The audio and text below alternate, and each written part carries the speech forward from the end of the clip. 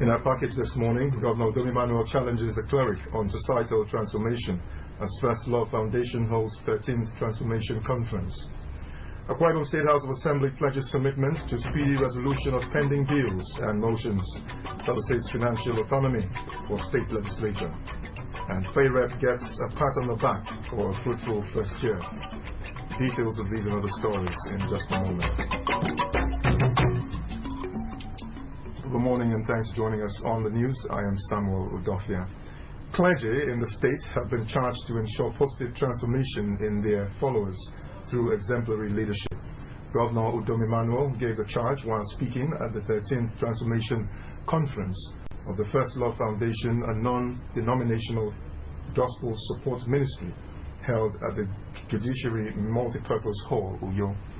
Government House Bureau Chief Colonel Eden Ofreti reports that Governor Udom Emmanuel was honored by the organization at the event. His report is here presented. Governor Udom Emmanuel said ministers of the gospel have a responsibility to bring about needed transformation in the society. Mr. Udom Emmanuel noted that though Nigeria was at a crossroad, all hope is not lost as God has good plans for the nation. The governor, while reflecting on the theme of the conference, I am a king, which he said was in line with the Dakada Creed, expressed hope of a new dawn for the state and its people as they imbibe the Dakada tenets. He donated 10 million naira on behalf of the state for the advancement of the good works of the organization. I so much appreciate this foundation. Why? Because the two key directions of leadership is totally exemplified in what they are doing. I stand for a thought leadership, which is also what I see exhibited here. Number two, I stand for what we call a thought innovation in leadership. Once you see those two things happening, know that they are cross-fertilization of purposes for development and transformation. The president of First Law Foundation, Justice Charles Ikpe, said the foundation was committed to transforming lives for Christ. He thanked Governor Udom Emmanuel for being the first governor of the state to attend its conference and announce an award of excellence for spreading the gospel through the Dakada Creed. The governor of Akwa Ibom State will please rise. First Law Foundation recognizes you. The award was presented to the governor by Prelate Emeritus of the Methodist Church Nigeria, Dr. Sondembang. The Deputy Governor, Mr. Moses Ekpo, was also decorated with a medal by the foundation. There's no gainsaying that when a child turns one, it is worth celebrating, as the first year is the foundational year of life. So when the Family Empowerment and Youth Orientation Program FAREP, the pet project of the wife of the governor, Mrs. Martha Udom Emmanuel, turned one, the first anniversary was marked with pomp and celebration. Here are some of the events at the gala night that marked the first anniversary of FAREP that you wouldn't want to miss. The gala night to mark the first anniversary of FAREP afforded the opportunity for stakeholders to thank God, count the blessings the program has been to the beneficiaries, reward the key players to its success, and perhaps a forum of relaxation after 1 year of hard work. Love is not a sentiment. Love is a strategy. And today I see a love in the form of strategy and not a sentiment, which is why they got it to where they are today. After the well-done speech, it was time to honor the awardees. The atmosphere was that of smiles and fulfillment. I want to thank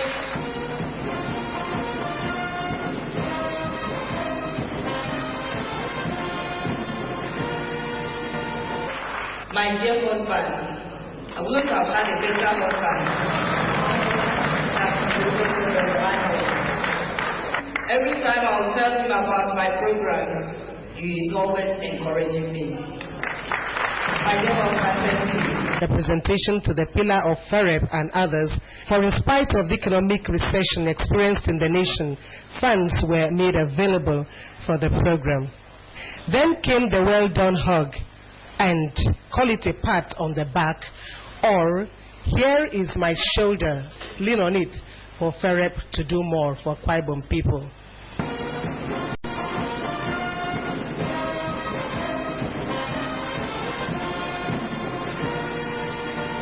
FEREP also received encouraging words. When she thought about this program, she had imagined how many lives she may be touching.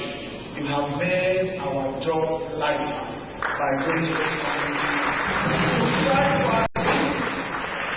May God continue to bless you in Jesus' name. God will bless you. Drums were also rolled out and comedians and entertainers performed.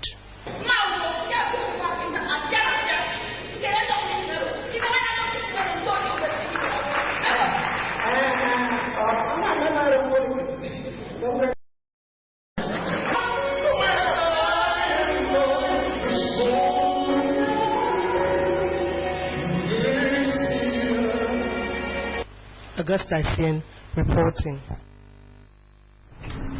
The Speaker of the Akwa Ibom State House of Assembly, Barrister Onofio Gluke, has pledged the commitment of the House to the speedy resolution of pending bills and motions in the second legislative year.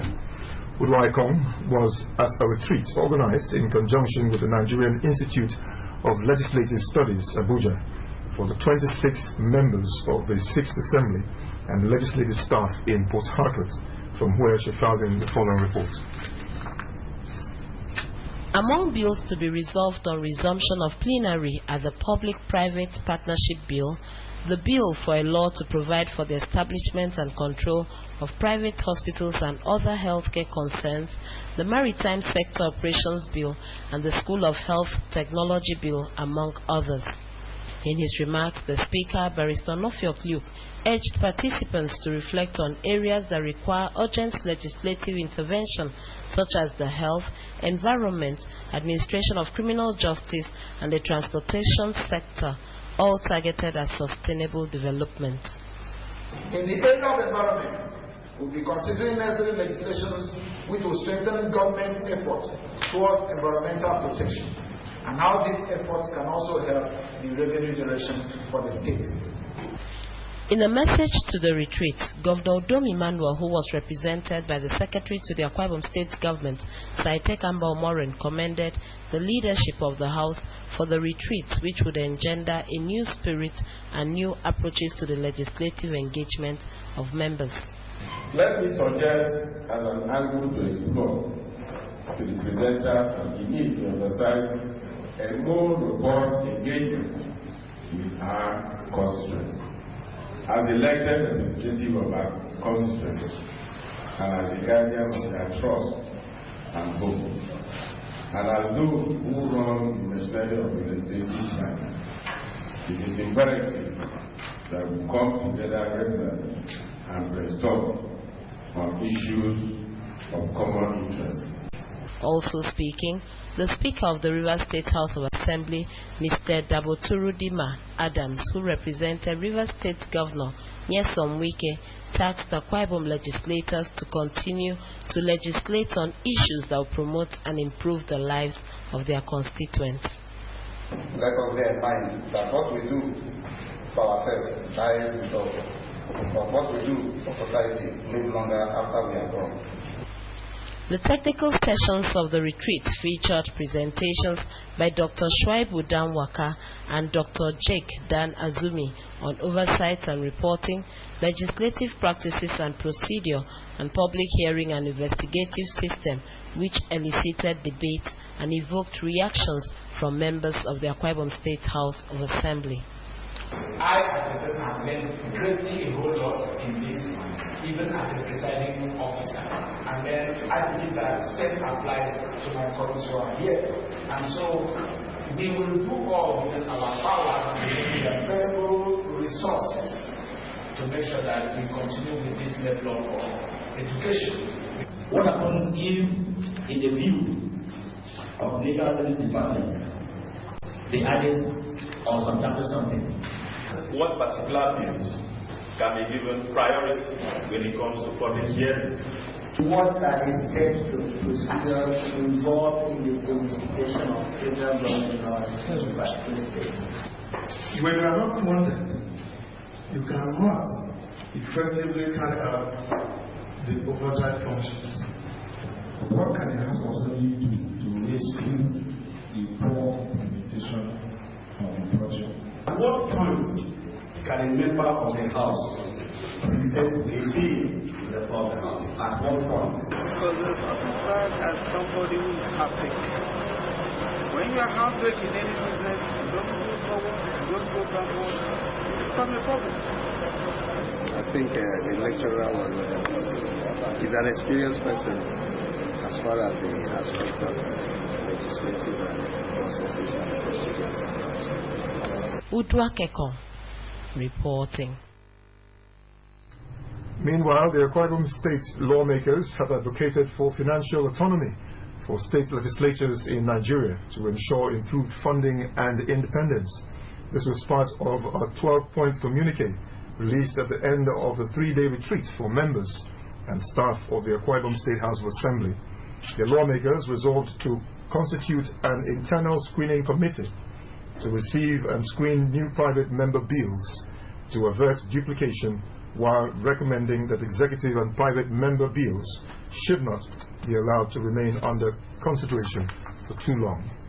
The lawmakers also considered the drawing up of a work plan for the technical knowledge of legislative practices acquired at the retreat. The Commissioner for Women Affairs and Social Welfare, Dr. Gloria Edet, has said the state government has not been found wanting in its responsibility of providing care and succor to its citizens who require such needs.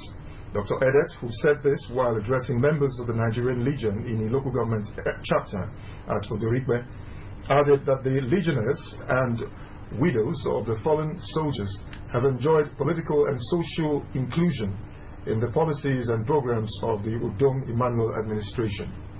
She promised to ensure the construction of a cenotaph in the local government area in fulfillment of the present administration's goodwill to the legionnaires. Even if I don't do anything for the Nigerian Legion, at least by God's grace I will provide a cenotaph for you people. In another speaking, the chapter chairman of the Nigerian Legion, Major Tony Isengen, appreciated Governor Udom Emmanuel and wife Martha for identifying with the chapter legion and creating programs that benefit the families of the fallen heroes.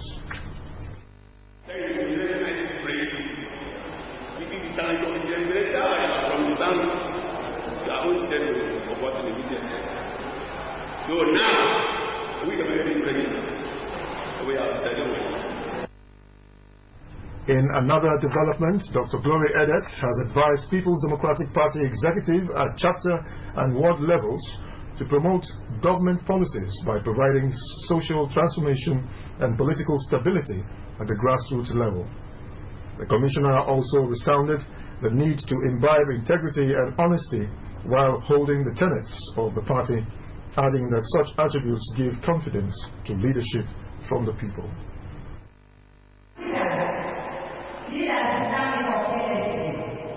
No matter your size, no matter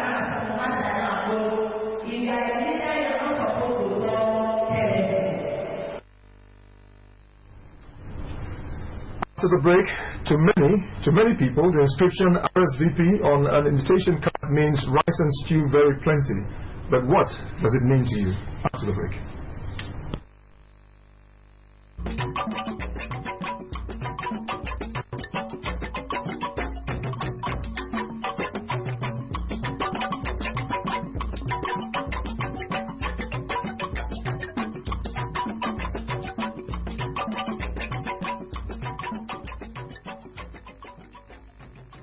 You're still watching AM News on the AKBC, and I'm Samuel Udofia.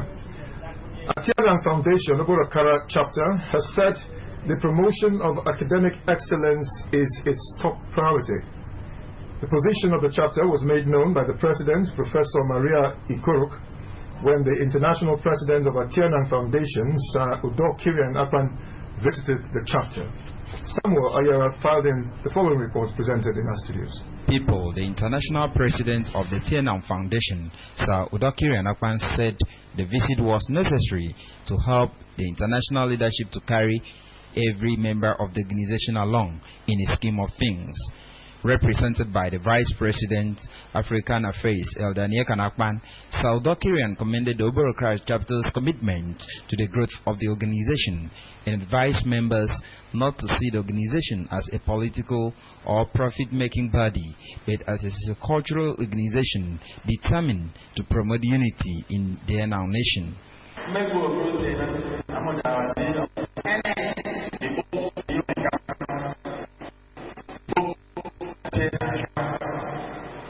Approach programs international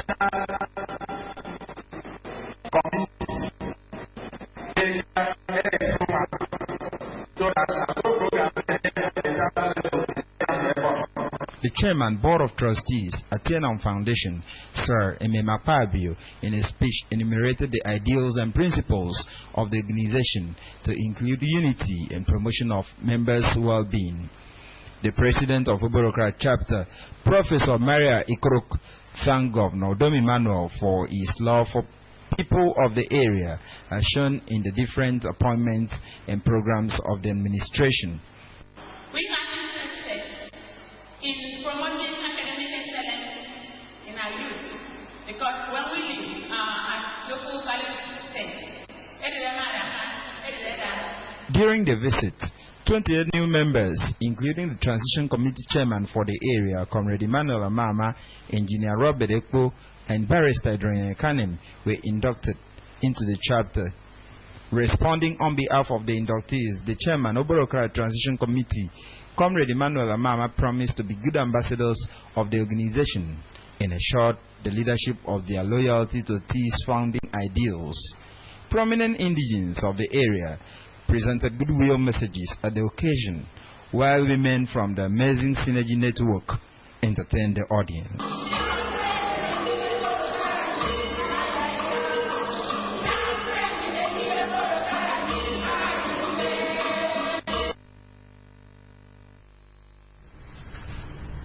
Every host of an event expects it to be successful.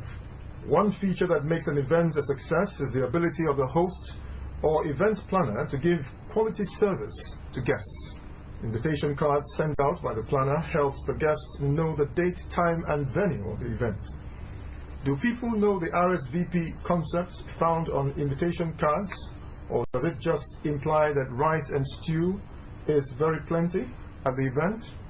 Our reporter, Mercy Akere, takes a look at that. One common feature on an invitation card is the RSVP section. It often comes with names of people and their phone numbers and sometimes address. How do Nigerians understand the RSVP concept? Rice and stew very plenty. I think it is a response to the invitation. It means you should respond. To me, it's rice and stew very plenty. Responder s'il vous plaît. Rice and stew very plenty.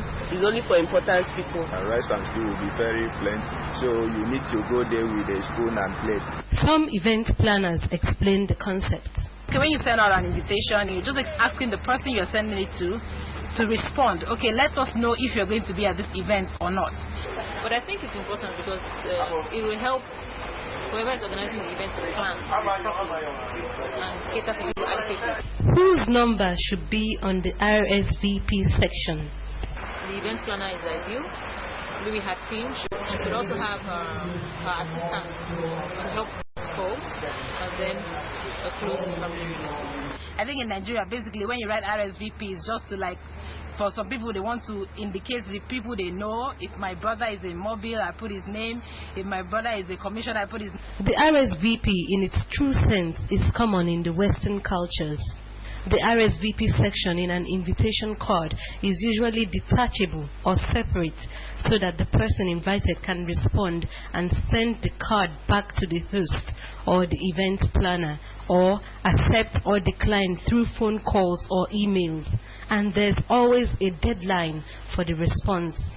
In Nigeria, do potential guests call the RSVP numbers? You have to call them reserved seat. That's when you get to make the calls. But outside that, you go go straight. You have to call and say, yeah, I have a ticket to this event. Is my seat still available? Because once I get the card, I just send the date. But I don't call the numbers. Does the average Nigerian need an invitation from the host, whether a relation, friend, acquaintance, or a total stranger, before he can be at the ceremony? In African setting, we don't strictly wait for invitation, but ordinarily I will want to stay back. But some people might even bear grudge against you. That sometimes there is a certain time the person may be too busy. Something may come across. I mean, he doesn't remember to invite me, so I will go. So far, if the person is related to me and we are very close, I will go. I don't need invitation. In some cases, some hosts choose to make their ceremonies a private affair. In such cases, some friends and family members are not invited. How do people react in such cases? People plan for the event, and if they have a certain number and then I'm among those he didn't include, then I don't have to feel bad about it. I will not be angry because the person has the final decision. Number one, the clothes is wasted. My transport fare, not the food I want to go and eat there, but probably the people I'm going to meet there. I'll be very, very annoyed. Things are too difficult now. Economic lockdown is affecting everybody. So if she's not inviting me, I will not be upset. A lot of potential guests in Nigeria do not respond to RSVPs because they do not understand the meaning. Most hosts do not also understand what RSVP means and how they can use the concept for their benefits. Some people are of the opinion that the concept cannot work in Nigeria and suggest replacements for RSVP. You know, probably maybe we might have to change the RSVP thing, you know. We might just change it to some other thing. We're just saying for observations and inquiries. Can we really achieve it? I'm just wondering if we can. It can be worrisome when a host does not have an idea of the number of guests to expect, and this can cause numerous problems, including difficulty in planning food quantities, venue, seating arrangements, souvenirs, among other things. As an MC, as I am, you notice that most of the people who attend events are actually gate crashers. Nigeria is just a place that even if you're going somewhere, you just turn and see there's an event going on, you just branch, stop by, pick up food, eat. Presumably, the RSVP concept is not properly used in this part of the world because Nigerians are friendly and accommodating, not minding the number of people that grace their events, or because the more the guests, the merrier the occasion. Mercy Ekere reporting.